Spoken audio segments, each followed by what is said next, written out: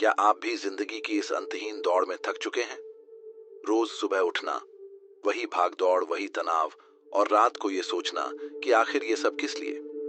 अगर आपके मन में भी ये सवाल उठता है, अगर आप भी शोर से भरी इस दुनिया में एक पल की खामोशी और सुकून ढूंढ रहे हैं, तो यकीन मानिए, आज आप बिल्कुल सही जगह पर हैं। आज मैं किसी किताब के बारे में बात नहीं करने वाला, बल्कि एक ऐसे आईने के बारे में बात करने वाला हूं जिसमें शायद आपको अपनी जिंदगी का असली मतलब दिख जाए। क्या हो अगर मैं आपसे कहूं कि आपकी सारी चिंताएं, सारी परेशानियां और सफलता पाने की सारी जद्दोजहद व्यर्थ है? क्या हो अगर असली शक्ति जीतने में नहीं बल्कि हार मान लेने में हो? सुनने में अजीब लगता है ना? यही वो झटका है जो हजारों साल पहले लिखी एक किताब ताओ ते चिंग आज भी देती है। ये किताब आपसे कहती है कि आप जिसे जिंदगी समझ रहे हैं, वो तो बस एक दौड़ है। असली जिंदगी तो उस ठहराव में है, उस खामोशी में है जिसे हम हमेशा नजरअंदाज कर देते हैं। ये किताब आपके दिमाग से नहीं, आपके दिल से बात करेगी। ये आपके उन सभी विश्वासों को तोड़ देगी जिन्हें आप अब तक सच मानते आए हैं। तो तैयार हो जाइए, क्योंकि अगले कुछ मिनट आपकी सोच का नजरिया हमेशा के लिए बदल सकते हैं। इस किताब को लिखने वाले थे लाओ त्से। कोई राजा महाराजा नहीं, कोई महान योद्धा नहीं, बल्कि एक साधारण सा लाइब्रेरियन जो चीन की किसी पुरानी लाइब्रेरी में गुमनामी की जिंदगी जीता था। लेकिन उस खामोश इंसान के अंदर विचारों का एक ऐसा समंदर था जिसकी लहरें आज 2500 साल बाद भी पूरी दुनिया को छू रही हैं। ताओ ते चिंग कोई कहानी या उपदेशों की किताब नहीं है। ये तो बस 41 छोटी छोटी कविताएं हैं, कुछ पन्नों की एक पतली सी किताब जिसे पढ़ने में शायद 1 घंटा लगे, लेकिन समझने में पूरी जिंदगी निकल जाती है। ये आपको कुछ करने के लिए नहीं कहती, बल्कि सब कुछ ना करने की कला सिखाती है। ये सिखाती है कि बहते पानी की तरह कैसे बने, जो अपना रास्ता खुद बना लेता है, जिसे कोई चट्टान रोक नहीं सकती। अगर आप हिम्मत कर सकते हैं अपनी जिंदगी की सबसे बड़ी सच्चाई का सामना करने की, तो मेरे साथ इस सफर पर चलिए। सब्सक्राइब करें और कमेंट में जरूर बताइए कि आपकी जिंदगी में सुकून का क्या मतलब है। लेसन नंबर 1, ताओ। सब कुछ और कुछ भी नहीं। हमारी पूरी जिंदगी एक ही सवाल के इर्द गिर्द घूमती है। कैसे? हम सब कुछ समझना चाहते हैं, हर चीज पर एक लेबल लगाना चाहते हैं, उसे एक डब्बे में बंद करना चाहते हैं। सफलता का फॉर्मूला क्या है? एक खुशहाल रिश्ते का राज क्या है? जिंदगी का मकसद क्या है? हम जवाबों के पीछे भागते हैं क्योंकि हमें लगता है कि जिस दिन हम सब कुछ समझ लेंगे, उस दिन हम जिंदगी को नियंत्रित कर लेंगे और फिर हमें कोई दुख नहीं छू पाएगा। ये हमारे मन की सबसे गहरी इच्छा है, नियंत्रण पाने की इच्छा। और यहीं पर ताओ ते चिंग एक ऐसा जवाब देती है जो हमारे दिमाग को सुन्न कर देता है। वो कहती है, जिसे समझा जा सकता है वो ताओ नहीं। ताओ क्या है? वो परम शक्ति, वो ब्रह्मांड का संगीत, वो अदृश्य धागा जो हर चीज को एक साथ पिरोए हुए है, लेकिन आप उसे देख नहीं सकते, छू नहीं सकते और यकीनन समझ तो बिल्कुल नहीं सकते। ये सुनकर मन में एक बेचैनी होती है, एक घबराहट। अगर हम उसे समझ ही नहीं सकते जो सब कुछ चला रहा है, तो फिर हमारा क्या होगा? हमारा जीवन तो अनिश्चितता में डूब जाएगा। लेकिन लाओ त्से कहते हैं, यही तो असली आजादी है। सोच कर देखिए, एक नदी जो पहाड़ों से निकलती है, क्या उसके पास कोई नक्शा होता है? क्या वो हर मोड़ पर रुककर पूछती है कि समंदर कहाँ है? नहीं, वो बस बहती है। उसे समंदर की तरफ एक अनजाना, अदृश्य खिंचाव महसूस होता है। यही खिंचाव ताओ है। नदी पहाड़ों से लड़ती नहीं, वो उनके किनारे से अपना रास्ता बना लेती है। वो पत्थरों को हटाने की कोशिश नहीं करती, वो उनके ऊपर से बह जाती है। वो बस अपने स्वभाव में रहती है, बहने के स्वभाव में, और बिना किसी कोशिश, बिना किसी नक्शे के वो अपनी मंजिल तक पहुंच जाती है। अब अपनी जिंदगी के बारे में सोचिए, क्या आप हर पल नदी के बहाव के उल्टी दिशा में तैरने की कोशिश नहीं कर रहे? करियर, रिश्ते, सेहत, हर चीज को हम अपने हिसाब से चलाना चाहते हैं। हम अपनी छोटी सी बुद्धि से ब्रह्मांड की विशाल योजना को नियंत्रित करने की कोशिश में अपनी सारी ऊर्जा खत्म कर देते हैं। हम थक जाते हैं, हार जाते हैं और फिर शिकायत करते हैं कि जिंदगी कितनी मुश्किल है। ताओ कहता है, नियंत्रण छोड़ दो, समझने की जिद छोड़ दो, इस पल में जियो पूरी तरह से। उस आंतरिक आवाज पर भरोसा करो जो तुम्हें रास्ता दिखा रही है, ठीक वैसे ही जैसे नदी को समंदर का रास्ता पता होता है। ये डर लगता है क्योंकि हमें नियंत्रण छोड़ने से डर लगता है। लेकिन जिस पल आप ये हिम्मत करते हैं, उसी पल आप पाते हैं कि आप डूब नहीं रहे बल्कि तैर रहे हैं। आप जिंदगी के साथ लड़ नहीं रहे बल्कि उसके साथ नाच रहे हैं। यही ताओ का अनुभव है, कुछ ना समझना पर सब कुछ महसूस करना। लेसन नंबर 2, वू वेई, बिना कोशिश की कोशिश।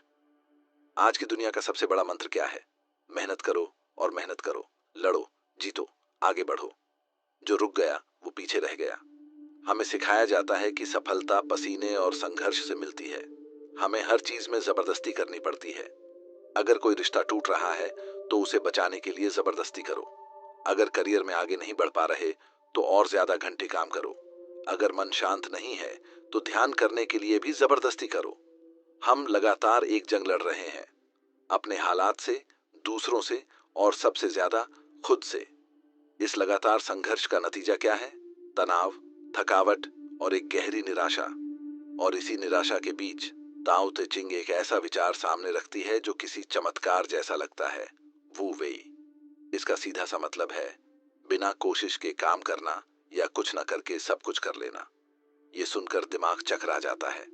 ये आलस का उपदेश नहीं है बल्कि ये काम करने का सबसे कुशल और शक्तिशाली तरीका है। इसे समझने के लिए जंगल में चलते हैं। एक तरफ एक विशाल मजबूत ओक का पेड़ खड़ा है जो अपनी ताकत पर इतराता है। दूसरी तरफ एक पतला नाजुक सा दिखने वाला बांस का पेड़ है। एक रात भयंकर तूफान आता है। ओक का पेड़ अपनी पूरी ताकत से हवा का सामना करता है।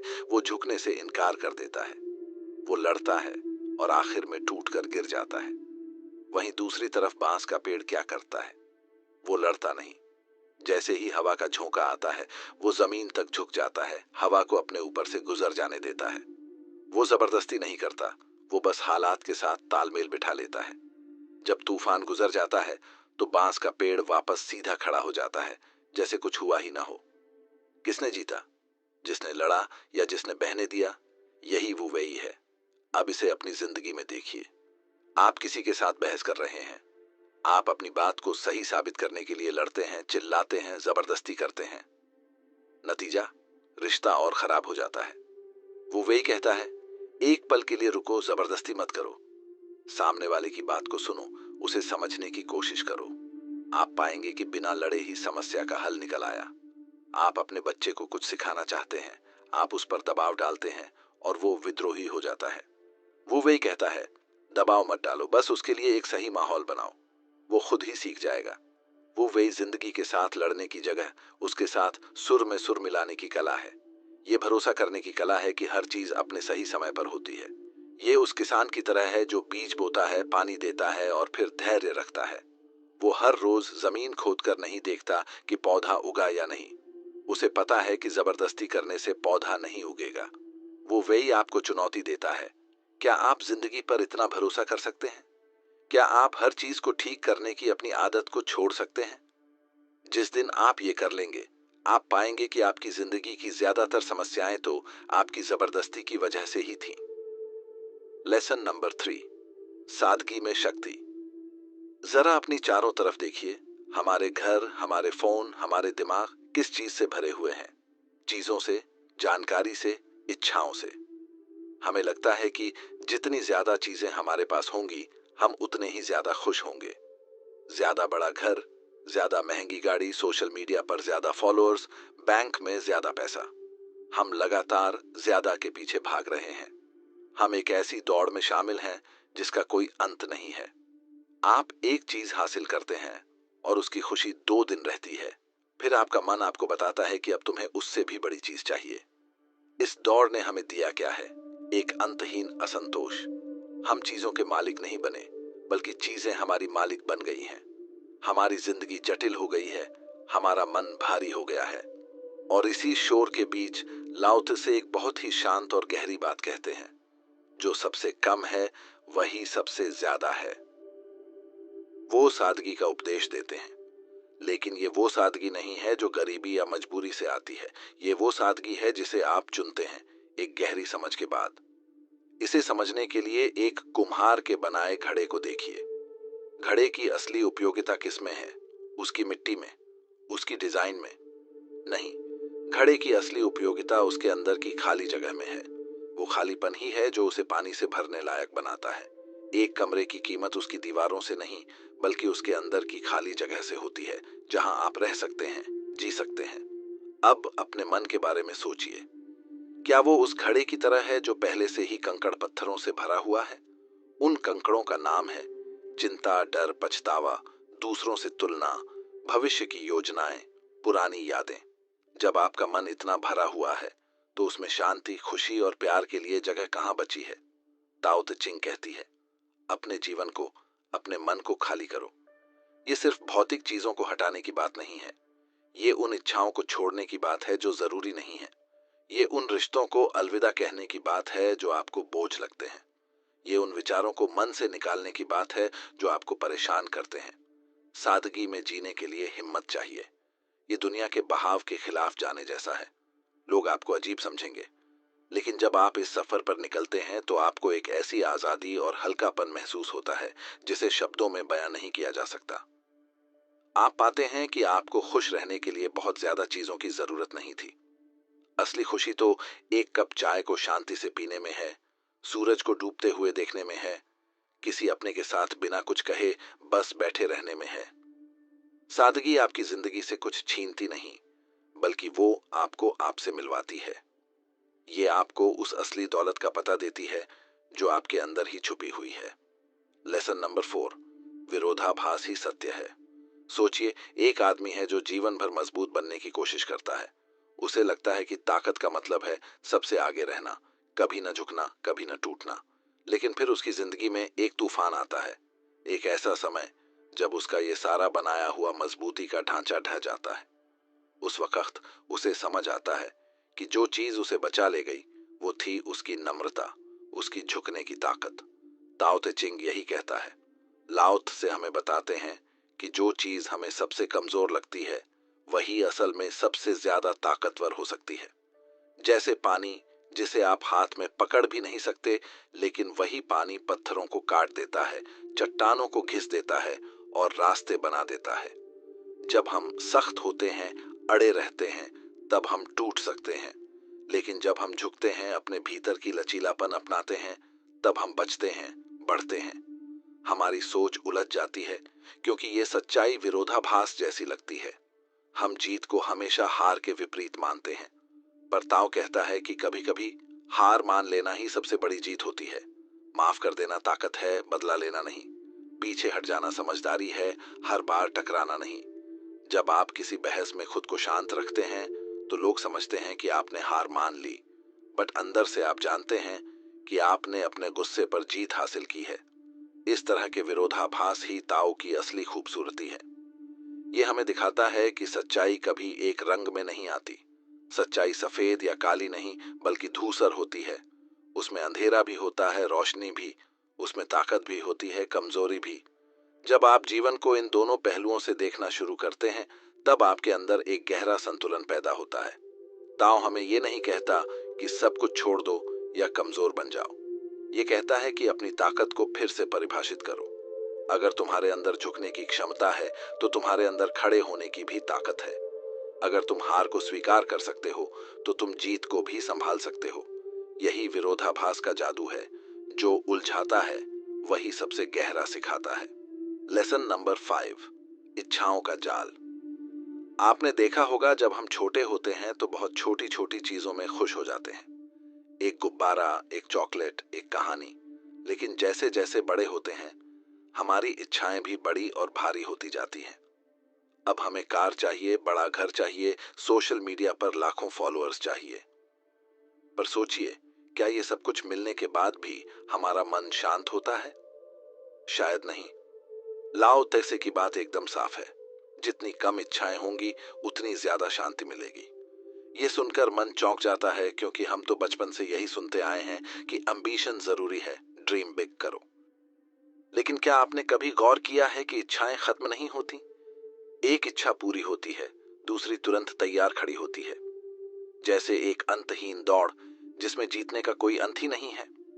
एक कहानी बहुत गहरी बात कहती है। एक आदमी जंगल में मछली पकड़ता है, सुनहरी मछली।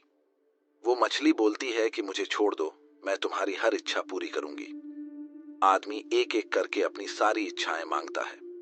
शुरू में उसे मजा आता है, लेकिन फिर उसकी इच्छाएं ज्यादा हो जाती हैं और उसका मन बेचैन हो जाता है। आखिर में वो सब कुछ खो देता है। यही होता है हमारे साथ भी।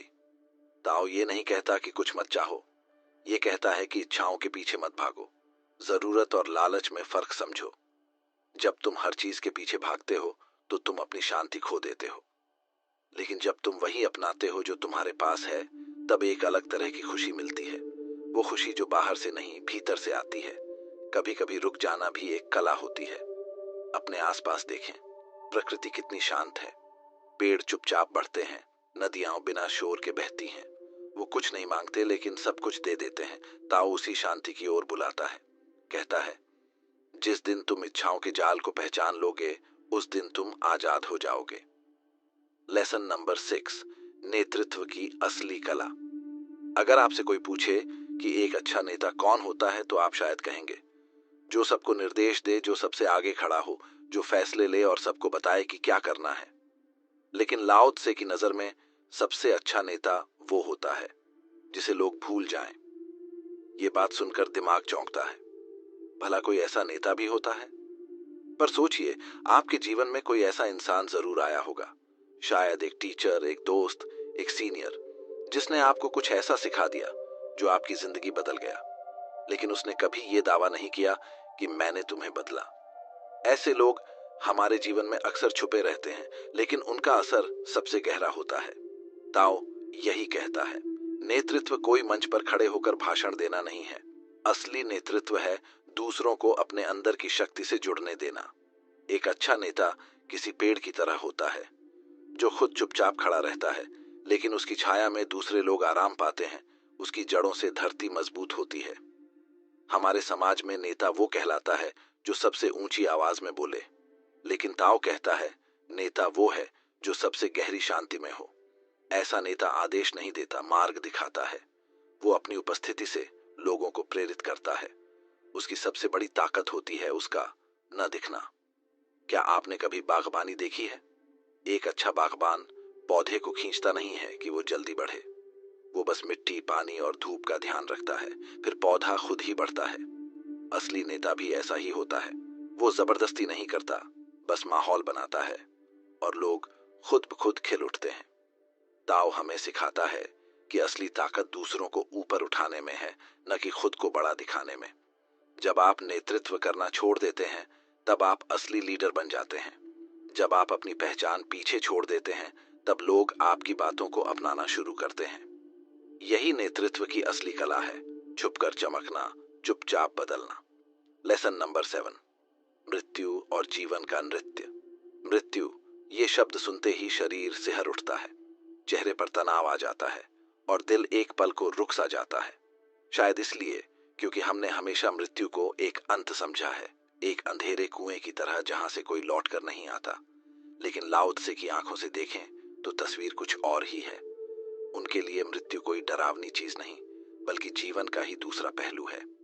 जैसे दिन के बाद रात आती है और फिर रात के बाद नया सवेरा। जैसे पेड़ से पत्ते गिरते हैं, फिर नए पत्ते उगते हैं। उसी तरह जीवन और मृत्यु एक चक्र है, एक सुंदर नृत्य, जहां एक खत्म होता है तो दूसरा शुरू होता है। पर हम इस नृत्य को देखने की बजाय उससे भागते हैं। हम जीवन को जकड़ कर जीते हैं, जैसे कि अगर हमने उसे ढीला छोड़ा तो सब कुछ खो जाएगा। हम हर चीज पर कंट्रोल रखना चाहते हैं, और मृत्यु, जो सबसे बड़ी अनिश्चितता है, वो हमें याद दिलाती है कि कंट्रोल सिर्फ एक भ्रम है। लाओ त्से कहते हैं, जो पैदा होता है वो मरेगा, और जो मरता है वो फिर किसी न किसी रूप में जन्म लेगा। ये विचार जितना डरावना लगता है, उतना ही आजादी देने वाला भी है। कल्पना कीजिए, अगर आप इस सच्चाई को पूरी तरह स्वीकार कर लें, तो आप कैसा जीवन जिएंगे। शायद आप हर सुबह को एक तोहफे की तरह देखेंगे। शायद आप उन छोटी छोटी बातों के लिए धन्यवाद कहेंगे जिन्हें अब तक नजरअंदाज करते आए थे। एक कप चाय, किसी का मुस्कुराता चेहरा, किसी अपने की आवाज। जब हमें मालूम होता है कि ये सब हमेशा नहीं रहेगा, तभी तो उसकी अहमियत बढ़ जाती है। ताओ का संदेश यही है, मृत्यु से डरो मत, उसे अपने जीवन में जगह दो। उसे याद रखो ताकि जीवन को पूरी तरह जी सको। ये डर हमें सिखाता है कि हम किन चीजों से सबसे ज्यादा प्यार करते हैं, किन चीजों की हमें सबसे ज्यादा परवाह है। और जब हम मृत्यु को गले लगाते हैं तभी हम सच्चे अर्थों में जिंदा होते हैं। इस सबक को समझना आसान नहीं है, लेकिन जब आप इसे महसूस करना शुरू करते हैं तो आप एक नई जिंदगी जीने लगते हैं। एक ऐसी जिंदगी जो बोझ नहीं बल्कि एक उपहार है। एक ऐसा जीवन जो हर पल में गहराई से जिया गया हो। यही है मृत्यु और जीवन का नृत्य, धीमा, सुंदर और पूरी तरह सच्चा। अब जरा रुकिए, गहरी सांस लीजिए और अपने आप से एक सवाल पूछिए, क्या मैं उस जीवन को जी रहा हूं जो मेरे लिए बना है, या मैं बस वही कर रहा हूं जो समाज ने कहा, जो दूसरों ने किया, जो ट्रेंड में है। ताओ ते चिंग कोई किताब नहीं है जो आप एक बार पढ़कर रख दें। ये एक आईना है जो आपको आपकी असली शक्ल दिखाता है। ये आपको झकझोरती है लेकिन प्यार से।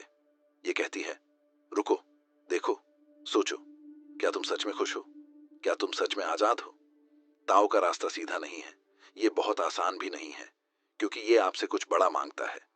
ये आपसे कहता है कि अपनी बाहरी जिंदगी को नहीं बल्कि अपनी अंदरूनी दुनिया को बदलो। ये आपसे कहता है कि अपने डर छोड़ दो, डर अकेले रह जाने का, असफल होने का, गलत साबित हो जाने का। ये कहता है कि इच्छाओं की उस दौड़ से बाहर निकलो जो कभी खत्म नहीं होती। और सबसे मुश्किल बात, ये कहता है कि अपने अहंकार को मिटा दो, उस मैं को जो हमेशा सही होना चाहता है, सबसे बड़ा दिखना चाहता है। लेकिन जब आप ये कर लेते हैं तो जो जीवन आपके सामने खुलता है वो पहले से बिल्कुल अलग होता है। वो शांत होता है लेकिन ऊबाऊ नहीं। वो सरल होता है लेकिन कमजोर नहीं। वो भीतर से मजबूत होता है, क्योंकि अब आप बहाव में जी रहे होते हैं, लड़ाई में नहीं। ताओ आपको सिखाता है कि जिंदगी कोई समस्या नहीं जिसे हल करना है। ये एक संगीत है जिसे महसूस करना है, एक नदी है जिसमें बहना है। और जब आप इस बहाव को अपनाते हैं तो आप पाते हैं कि आप किसी मंजिल पर नहीं बल्कि उसी रास्ते पर खुश हैं। वो रास्ता ही आपकी मंजिल बन जाता है। हम आपके लिए ऐसे ही विचार, ऐसी ही किताबें लाते हैं जो आपको सिर्फ सोचने के लिए नहीं, बदलने के लिए प्रेरित करें। अगर इस वीडियो ने आपके दिल को कहीं छुआ है, अगर किसी एक बात ने भी आपको रुका दिया, सोचने पर मजबूर किया, तो अपने अनुभव को नीचे कमेंट में जरूर साझा करें। कौन सा सबक आपके लिए सबसे गहरा था? और अगर आपको लगा कि ये बातें किसी और को भी सुननी चाहिए तो इस वीडियो को जरूर शेयर करें, क्योंकि सच्चाई तब और सुंदर हो जाती है जब उसे बांटा जाता है। अब सवाल ये नहीं कि क्या आप ताओ को समझ सकते हैं, असली सवाल ये है, क्या आप ताओ का रास्ता अपनाने के लिए तैयार हैं?